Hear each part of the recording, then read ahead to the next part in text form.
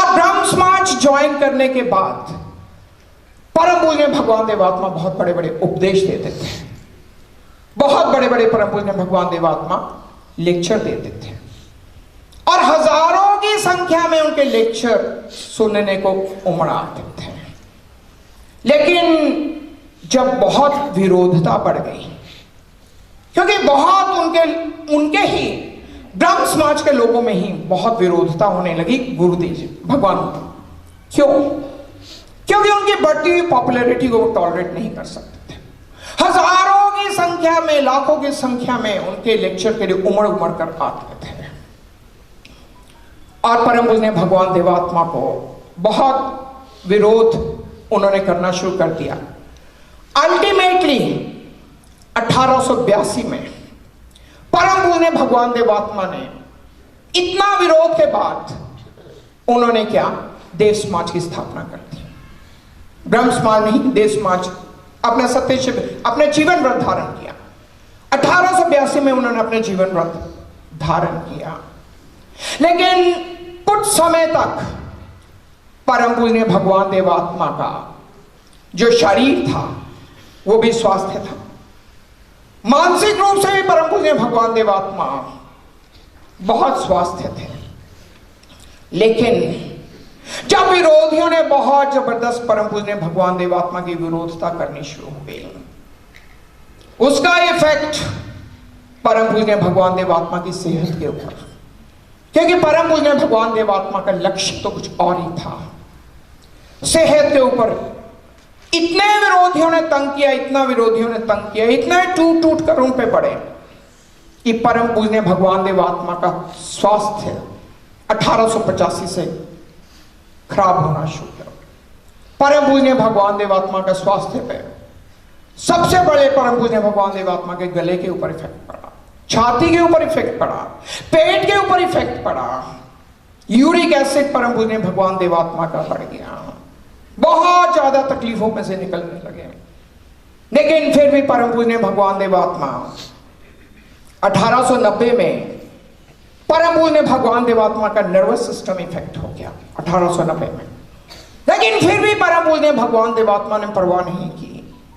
फिर भी और उन्होंने लाहौर से मिंटगुमरी जाकर देवशास्त्र लिखने लगे। ये कहते हैं त्याग, इसको कहते हैं त्याग, कि परम पूज्य भगवान देवात्मा कहते हैं मेरा जीवन का स्वास्थ्य को भी त्याग कर। नहीं तो हम बहुत स्वास्थ्य के बारे में हम लक्ष्य को भूल जाते, स्वास्थ्य को नहीं भूलते।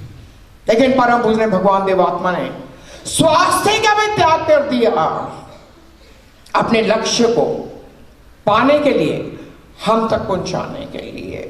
कितना बड़ा त्याग, कितने बड़े त्याग।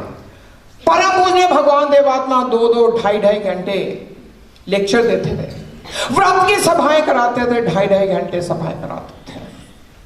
और अल्टीमेटली 1905, 1906, 1907 में परम पूज्य भगवान देवात्मा की सेहत इतनी खराब हो गई कि वो रोग शैया पर लेट गए। परम पूज्य भगवान देवात्मा कहते कि सेहत साथ नहीं देती लेकिन मैं कुछ करना चाहता हूं, सेहत साथ नहीं देती लेकिन मैं। और कई बार परम पूज्य भगवान देवात्मा इतने ज्यादा अस्वास्थ्य, अपने आप को कमजोर महसूस करते थे। लोगों की विरोधता के कारण विरोध, लोगों के उत्पीड़न के कारण इतना कमजोर महसूस करते थे कि परम पूज्य भगवान देवात्मा कहते मुझे कई बार शक होती है कि ये जो देव शास्त्र लिखने शुरू किए ये पूरे हो जाए। इतना उनको अपना। और जब वो शैया पर लेटे होते थे, कलम हाथ में उठाते थे, लेटे लेटे देव शास्त्र की प्रूफ रीडिंग करना शुरू कर देते थे। कितना बड़ा त्याग, कितना बड़ा त्याग, कितना बड़ा त्याग कि कमजोरी हालत में परम पूज्य भगवान देवात्मा 1907 में सोलन गए। सोलन में उन्होंने, यूरोपियन डॉक्टर ने कहा कि आपका जो हार्ट की वो भी अवस्था ठीक नहीं है, क्योंकि बहुत ज्यादा उसमें कोलेस्ट्रॉल बढ़ चुका। लेकिन परम पूज्य भगवान देवात्मा का जीवन लक्ष्य कुछ और ही था। कहने के बावजूद भी कि शारीरिक हालत बहुत खराब, डॉक्टर्स ने कहा लेकिन परम पूजनीय भगवान देवात्मा सोलन में भी सुबह 4 से लेकर 6:30 तक अपने लेख लिखते थे, उसके बाद अपने सैर करने जाते थे। उसके बाद कितनी महान धर्म संबंधियों गला वो कर करके लगता है, गला रूंधने लगता है कि परम पूजनीय भगवान देवात्मा के त्यागों को हम क्यों नहीं आत्मसात कर सकते हैं। लगता है कि बहुत आराम से थाली में परोस के धर्म मिल गया। नहीं, ये त्यागों की गाथा को पढ़ो, आत्मसात करो, आंखों में आंसू लेके आओ, परम पूजनीय भगवान देवात्मा के प्रति और भी श्रद्धा को। ये धन्य है देव गुरु भगवान, धन्य है देव जिन्होंने इतनी कुर्बानियां की, इतनी कुर्बानियां की, इतनी कुर्बानियां की। फिर उसके बाद चौथा, ब्रह्म समाज का त्याग। परम पूजनीय भगवान देवात्मा ने, यह भी बहुत बहुत जबरदस्त मार्मिक गाथा है। परम पूजनीय भगवान देवात्मा 1873 में लाहौर गए। 1875 में उन्होंने ब्रह्म समाज को ज्वाइन किया और उन्हें आचार्य की उपदेशक की पदवी से सम्मानित किया गया। बहुत उच्च कोटि के परम पूजनीय भगवान देवात्मा आचार्य उपदेशक थे, जो अपने उपदेशों के द्वारा एक एक जन को अपनी ओर आकर्षित कर लेते थे। और उसके बाद उस सोसाइटी ब्रह्म समाज में उन्होंने उनको मैनेजिंग कमेटी में मेंबर लिया और डिफ्यूजन उन्होंने ब्रह्म समाज में एक और सोसाइटी फॉर डिफ्यूजन फॉर थीइज्म, एक उसी के बीच में सोसाइटी बनाई और परम पूजनीय भगवान देवात्मा को सेक्रेटरी का पद दिया। परम पूजनीय भगवान देवात्मा ने ब्रह्म समाज में आकर इतना लोगों को, सबको भारी संख्या में अपने उपदेशों के कारण इतना ज्यादा धन कर दिया कि अगेन ब्रह्म समाज में परम पूजनीय भगवान देवा विरोधता का कारण। परम पूजनीय भगवान देवा उस ब्रह्म समाज के परम पूजनीय भगवान देवात्मा ने ब्रह्म समाज क्यों छोड़ा? करनी और कथनी में जब परम पूजनीय भगवान देवात्मा ने अंतर देखा, कौन सी करनी और कौन सी कथनी में अंतर देखा, वहां एक केशव जी नाम के लीडर थे ब्रह्म समाज के। उन्होंने अपनी बेटी जो कि 18 साल से कुछ के राजा जो कि नाबालिग था, उसके साथ शादी करने का तय किया, जबकि ब्रह्म समाज के नियमों के अनुसार 18 साल से नीचे शादी नहीं कर सकता। लेकिन उन्होंने, लीडर ने अपनी बेटी की शादी उनके साथ, और क्या कहा, करनी और कथनी रेजोल्यूशन, उनके अगेंस्ट रेजोल्यूशन पास किया गया ब्रह्म समाज में कि यह गलत प्रथा है, यह गलत प्रथा नहीं। लेकिन उस रेजोल्यूशन को अगेन किसी ना किसी से दबाया गया। अल्टीमेटली शादी हो गई और उन्होंने कहा यह तो ईश्वर का हुक्म था, ईश्वर का हुक्म था। उन्होंने शादी। इसके बाद उसी ब्रह्म समाज में कुछ मेंबर्स ने मिलकर एक नया साधारण संस्था, ब्रह्म संस्था के नाम से एक और संस्था शुरू कर दी। और उस संस्था में, वो साधारण ब्रह्म संस्था में भी लोग उमड़ के आए। किसके लिए? परम पूजनीय भगवान देवात्मा के, और किसी मेंबर के लिए नहीं, परम पूजनीय भगवान देवात्मा के लिए उमड़ के आए। अल्टीमेटली जब बहुत विरोधता शुरू हो गई तो परम पूजनीय भगवान देवात्मा ने ब्रह्म समाज का भी, अपने समाज का भी त्याग किया। क्यों? कि परम पूजनीय भगवान देवात्मा का लक्ष्य था कि जो कुछ नेचर के नियमों के अकॉर्डिंग जो कुछ तथ्य आदर्श है, उनको उसी रूप में है। यह नहीं कि कहना कुछ, कथनी कुछ और करना कुछ। परम पूजनीय भगवान देवात्मा ने ब्रह्म समाज का भी त्याग कर दिया। उसके बाद संतान का त्याग, ब्रह्म समाज का त्याग, पुरानी बिरादरी का त्याग, धन का त्याग। अब आते हैं संतान के। ये त्यागों की गाथा है। परम पूजनीय की वेदांती क्या कहते हैं? वेदांती क्या कहते हैं? वेदांतियों का विचार है कि अगर हम संसार दुखों का कारण है, अगर दुखों से छूटना चाहते हो तो संबंधों की दुनिया से छोड़ दो, त्याग दो और मोक्ष को प्राप्त हो जाओ। क्योंकि इन संबंधों में दुख है, संबंधों में दुख है। नहीं तो ये दुखों का जो फल है, जो संबंधों में हम कर्म करते हैं, उसका फल अगले जन्म में भुगतना पड़ेगा। भगवान देवात्मा वेदांतियों के अगेंस्ट कि जो कुछ आप संबंधों में करते हैं, बुरा करते हो या अच्छा करते हो, लेकिन नेचर की विकासकारी जो शक्तियां वह उसी समय उसका फल देती, किस रूप में फल देती हैं? या आत्मा के विकास के रूप में या आत्मा के विनाश के रूप में। कि अभी अब एक खराब आत्मा का यह विकास है, आपकी गतियां जैसी होंगी उसके ऊपर आपका विकास और विनाश। इसलिए परम पूज्य भगवान देवात्मा ने, परम पूज्य भगवान देवात्मा निराली शक्तियों को लेकर पैदा हुए और उन्होंने उन निराली शक्तियों के आधार पर परम पूज्य भगवान बहुत सुंदर शब्द कहे।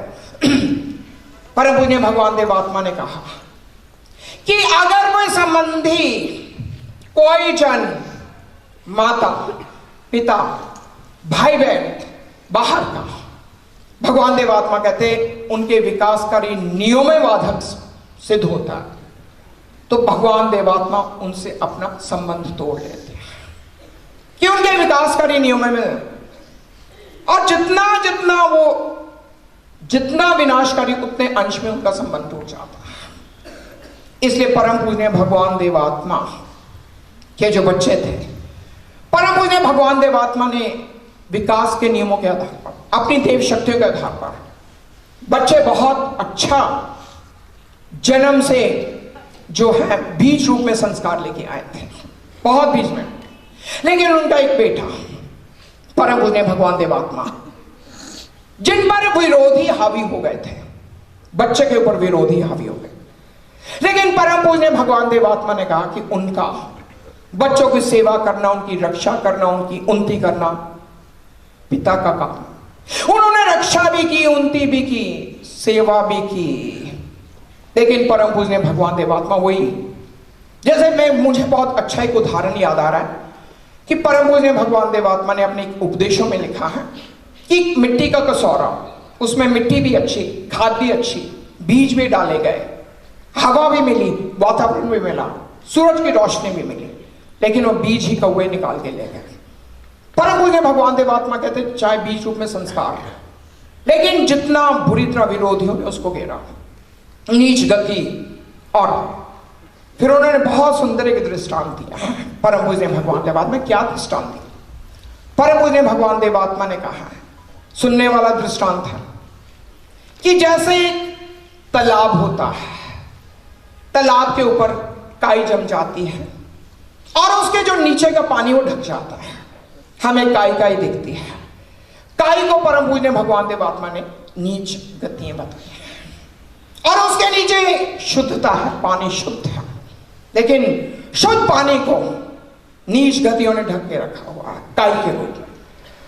परम पूज्य भगवान देवात्मा कहते अगर कोई एक पत्थर लेकर, जोर से पत्थर लेकर उस तालाब में फेंक देता है, जोर से, तो जहां में पत्थर पड़ता है काई पीछे हट जाती है। इसलिए परम पूज्य भगवान देवात्मा ने कहा कि ये जो मेरा बेटा, जब उसके थोड़े से देव प्रभाव की रोशनी कुछ कन पड़ती थी, पिता की रोशनी कुछ कन पड़ती, अपने गुरु की रोशनी कुछ कन भर में पड़ती थी, तो उस समय उनका बेटा, वही बेटा चिल्ला उठा था, भाव प्रकाश करता था, पिताजी मेरे रक्षा करता, मेरे हित करता, मेरा नीच जीवनधारी, नीच जीवनधारी, नीच जीवन, बहुत चलाता था, बिलबिलाता था। जब परम पूज्य भगवान देवात्मा की वही रोशनी, जैसे पत्थर इतनी सी रोशनी, लेकिन जब पत्थर पीछे हट जाता है, जो काई है वो फिर अपना उस जगह पे आ जाती है। कुछ समय के लिए पत्थर जब परम पूज्य भगवान देवात्मा कहते कुछ समय जब रोशनी पड़ती थी तो उनको अपना घृणित रूप बच्चे को दिखता था, घृणित रूप बच्चे को दिखता था। लेकिन जब वो रोशनी हट जाती थी, अपने उसी संस्कारों में आ जाता था। बहुत कोशिश की, अल्टीमेटली परम पूजनीय भगवान देवात्मा ने जैसे बाकियों की आत्माओं को सुधार करने के लिए बहुत अपने बेटे का, लेकिन विरोधी लोग इतने हावी थे, परम पूजनीय भगवान देवात्मा ने क्षमा भी कर दिया, घर भी आ गए, लेकिन उनकी विरोधता और बढ़ती गई और बढ़ती गई और बढ़ती गई, और अल्टीमेटली परम पूजनीय भगवान देवात्मा ने अपने बेटे को भी त्याग दिया। नहीं तो आज तक अपने बेटे को भी त्याग किया, क्योंकि उनको लगा उनके विकास के नियम में वो एक बाधा बन रहा है। उसने समाज का बहुत नुकसान किया, उनके सेहत का बहुत नुकसान किया। इसलिए परम पूजनीय भगवान देवात्मा ने हमें सब कुछ देने के लिए, सच्चा ज्ञान देने के लिए, हमारी मरती हुई रूहों बचाने के लिए सब कुछ परम पूजनीय भगवान देवात्मा त्याग करते रहे, त्याग करते। उन्होंने अपना कुछ नहीं समझा कि मेरा मेरा मेरा धन, मेरा बेटा, मेरी बरादरी, मेरा समाज, मेरा तो था ही नहीं। सब दुनिया की उन्होंने कल्याण करने के लिए, तभी तो कल्याण करता करते हम परम पूजनीय भगवान देवात्मा को कल्याण करते। कितना महान त्याग, और उसके बाद सुख ख्याति, सम्मान, सुख शांति का त्याग, सबसे दर्दनाक सब त्याग। लेकिन परम पूजनीय भगवान देवात्मा ने अद्वितीय त्यागों में जो कुछ उत्पीड़नों की गाथा लिखी हुई है, पढ़ के परम पूजनीय भगवान देवात्मा, ये लास्ट है, परम पूजनीय भगवान देवात्मा क्या कहते हैं? जैसे बंदूक धारी बंदूक को लेके चारों तरफ से घेर लेते हैं, निकलने का कोई रास्ता नहीं मिलता।